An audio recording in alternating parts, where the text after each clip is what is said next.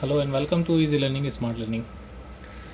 तो आज के इस टॉपिक में हम प्रोसेस कंट्रोल ब्लॉक का अगला लेक्चर देखेंगे।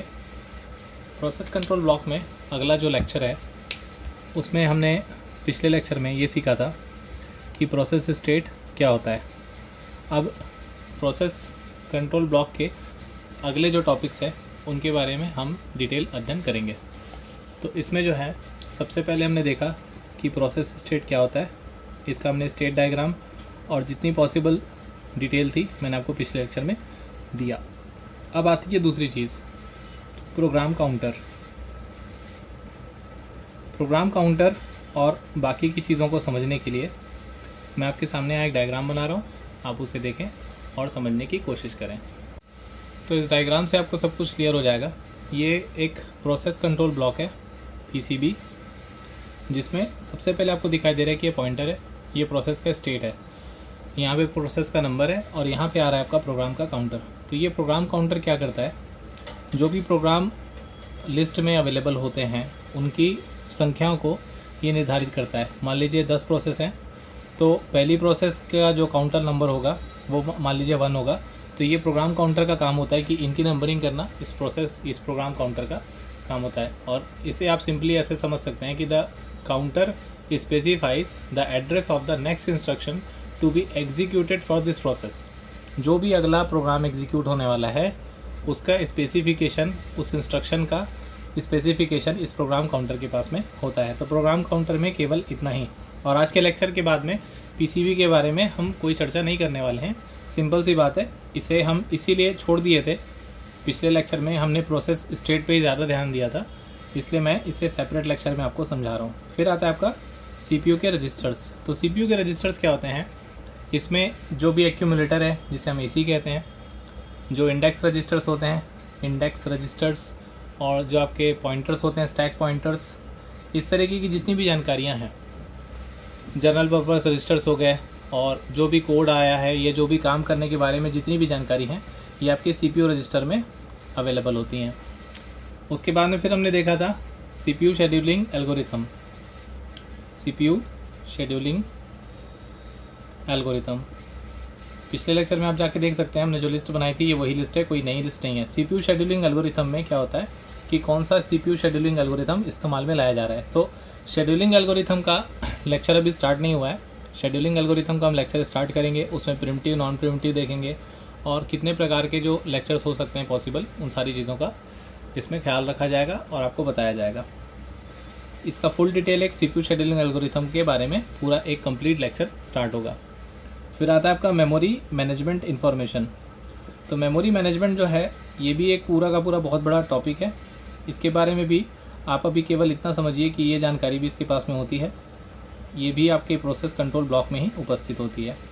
तो जब आप इसे पूरा समझ लेंगे एल्गोरिथम को, तो पीसीबी के बारे में तो आप बहुत अच्छे से लिख सकेंगे। पर फिलहाल आपको इतना पता होना चाहिए कि मेमोरी मैनेजमेंट से संबंधित जो जानकारियाँ होती हैं वो भी इसमें अवेलेबल होती हैं। हमने देखा था फिर अकाउंटिंग इन्फॉर्मेशन, प्रोसेस कब आ रही है, कब टर्मिनेट हो रही है, कितना टाइम लग रहा है, ये सारी प्रकार की जो इन्फॉर्मेशन है इसे हम अकाउंटिंग इन्फॉर्मेशन कहते हैं। उसका बर्स्ट टाइम कितना है, उसका टर्न अराउंड टाइम क्या है, ये सारी टर्मिनोलॉजी हम आने वाले लेक्चर में, मतलब इसी लेक्चर में देखने वाले हैं। फिर आखिरी में आता है input output status, input output status information. तो इनपुट आउटपुट स्टेटस इन्फॉर्मेशन में कब प्रोसेस आ रही है, कब इनपुट हो रही है, देन कब एग्जिट हो जा रही है, इन सभी से रिलेटेड जो इन्फॉर्मेशन है ये इनपुट आउटपुट इन्फॉर्मेशन कहलाती है। तो इस तरीके से आपने देखा कि पीसीबी के अंदर में ये सारी जानकारियाँ जो है अवेलेबल होती हैं। और पीसीबी बहुत ही इंपॉर्टेंट टॉपिक है।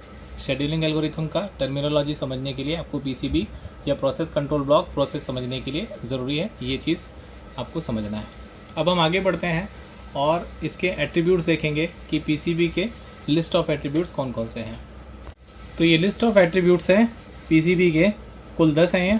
इसमें सबसे पहले प्रोसेस आईडी। तो जो भी प्रोसेस कंट्रोल ब्लॉक होता है ये एक प्रोसेस के लिए अलग से बनता है।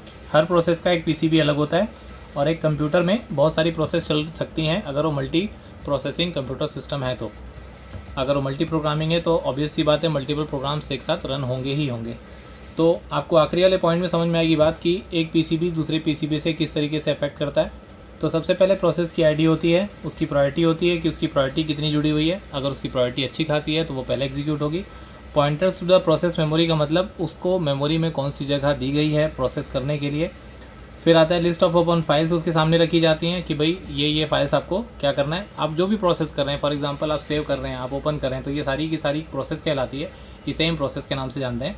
तो कौन सी फाइल के ऊपर में उसे किया जा रहा है, तो ये लिस्ट जो है उस प्रोसेस को प्रोवाइड की जाती है। प्रोसेस का स्टेट दिया जाता है कि कौन से प्रोसेस के स्टेट में। ये हम क्या पढ़ रहे हैं, पीसीबी के एट्रीब्यूट्स पढ़ रहे हैं कि एक प्रोसेस कंट्रोल ब्लॉक के कौन कौन से एट्रीब्यूट्स होते हैं। फिर आता है रजिस्टर का सेव्ड एरिया, मतलब कौन सी जगह पे उसे काम करना है, कौन सा रजिस्टर उसे अलॉट किया जा रहा है। सीपीयू में बहुत सारे रजिस्टर्स होते हैं, उनमें से कौन सा रजिस्टर इसे दिया जा रहा है। फिर पॉइंटर टू अदर रिसोर्सेज जैसे कि आपका इनपुट आउटपुट है, डिवाइस मैनेजमेंट है, ये सारी चीज़ें जो है इसको भी पॉइंटर क्या है, पॉइंट करता है। अकाउंटिंग इन्फॉर्मेशन है, ये यहाँ पे लिखा हुआ है अकाउंटिंग इन्फॉर्मेशन। फिर आता है आपका अदर प्रकार के जो भी अगर इन्फॉर्मेशन अवेलेबल है वो दिए जाते हैं। और लास्ट में आता है pointer to the other PCBs, मतलब अगर ये प्रोसेस किसी दूसरे प्रोसेस पे डिपेंडेंट है तो इसका भी पॉइंटर इसके साथ में जुड़ा होता है। तो इस प्रकार आपका प्रोसेस कंट्रोल ब्लॉक का कंप्लीट जो डिटेल है वो ख़त्म होता है। तो प्रोसेस कंट्रोल ब्लॉक में हमने क्या क्या चीज़ें पढ़े, प्रोसेस कंट्रोल ब्लॉक क्या होता है, तो आपको एक डायग्राम बनाना है। डायग्राम के बाद में प्रोसेस कंट्रोल ब्लॉक के जितने भी हमने क्या पढ़े थे, उसमें कौन कौन सी प्रकार की इन्फॉर्मेशन होती है, वेरियस इन्फॉर्मेशन हमने इसके पहले पढ़ा, और इस पीसीबी के कौन कौन से एट्रीब्यूट्स होते हैं। तो ये तीन चीज़ें इंपॉर्टेंट है पीसीबी में, उसका इंट्रोडक्शन, उसकी इन्फॉर्मेशन और उसके एट्रीब्यूट्स। तो ये तीनों चीज़ों को आपको एग्जाम में अच्छी तरीके से लिखना है ताकि आपका मार्क्स जो है सही तरीके से पीसीबी के बारे में अच्छे से बन सके। अब हम आगे बढ़ेंगे और बेसिक जो टर्मिनोलॉजी होती है सीपीयू शेड्यूलिंग के लिए, जैसे कि प्रोसेसर का utilisation, throughput, turn around time, waiting time और रिस्पॉन्स टाइम, ये 5 जो चीज़ें हैं इसके बारे में हम चर्चा करने वाले हैं। तो चलिए शुरू करते हैं और आगे बढ़ते हैं।